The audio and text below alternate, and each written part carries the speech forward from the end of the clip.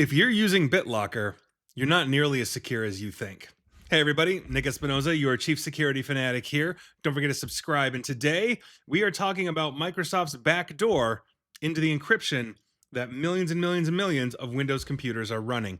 Now, Thomas Brewster of Forbes had a great write up on this, as did some of the others, but I'm cribbing from him. Full disclosure, I also published through Forbes. But here's what's going on.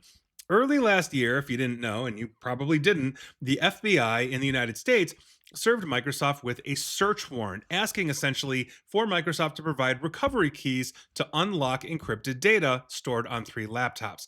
Now, federal investigators in Guam believe that the devices would basically have evidence that would help them prove that individuals handling the island's COVID unemployment assistance program were basically stealing funds, fraud, all that kind of fun stuff. The data was protected with Bitlocker, as I mentioned right out of the gate. And that software, if you don't know what it is, that automatically essentially is enabled now on many of the newer versions of Windows. Windows 11, Windows 10 did not have it enabled by default initially. And essentially, it's there to encrypt the drive, to safeguard your data.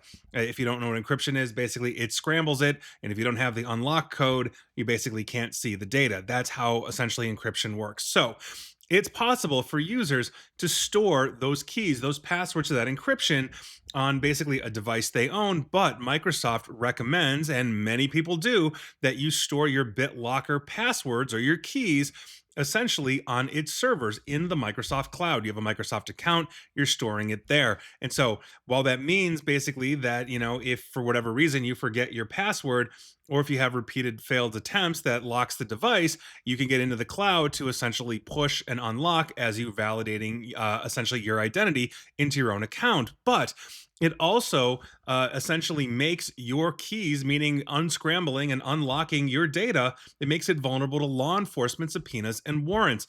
Microsoft has access to the back end of their cloud. And so anything you're storing there, not just BitLocker keys, but your email, your files, everything, they have access to this. Now, in the Guam case, essentially, they handed over these encryption keys to investigators who were able to unlock these laptops. Microsoft also confirmed to Forbes and many other publications that it does indeed provide BitLocker recovery keys if it receives a valid legal order. And that's interesting because what constitutes a valid legal order depends on country, depends on the type of government that the country has. If you're being run by a dictatorship or something and they have a warrant, is Microsoft honoring that? Like, these are serious questions here. So, according to Microsoft spokesperson Charles Chamberlain, quote, while key recovery offers convenience, it also carries a risk of unwanted access. So, Microsoft believes customers are in the best position to decide how to manage their keys, end quote. And I wouldn't be storing it in the cloud if I were you. Now, he said the company receives about 20 requests for BitLocker unlocks or keys per year. And in many cases, the user has not stored their key in the cloud, essentially saying, or rather Microsoft saying, it's impossible for then Microsoft to assist. In other words, if you're not storing the key in their cloud, and quite frankly, there are other ways to do that, then they can't help. Now, the Guam case also, for the record, is the first known instance where essentially Microsoft has provided encryption keys to law enforcement. I'm sure they've done it before, but it's now coming to light. Interestingly enough, if you look at how, let's say, Apple, for example, structures a lot of their products, they don't have that ability just right out of the gate, where Microsoft says, yeah, we can absolutely do this. Now, back in 2013, interestingly enough, a Microsoft engineer also claimed that he had been approached by US government officials to install backdoors into BitLocker, but had turned the request down.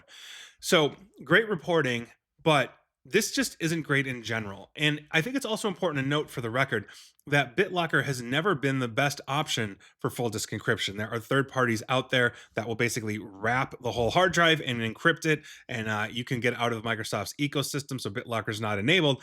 But the two critical points that I want to talk about regarding BitLocker in general and why it's not that great is, number one, it doesn't actually encrypt the entire drive.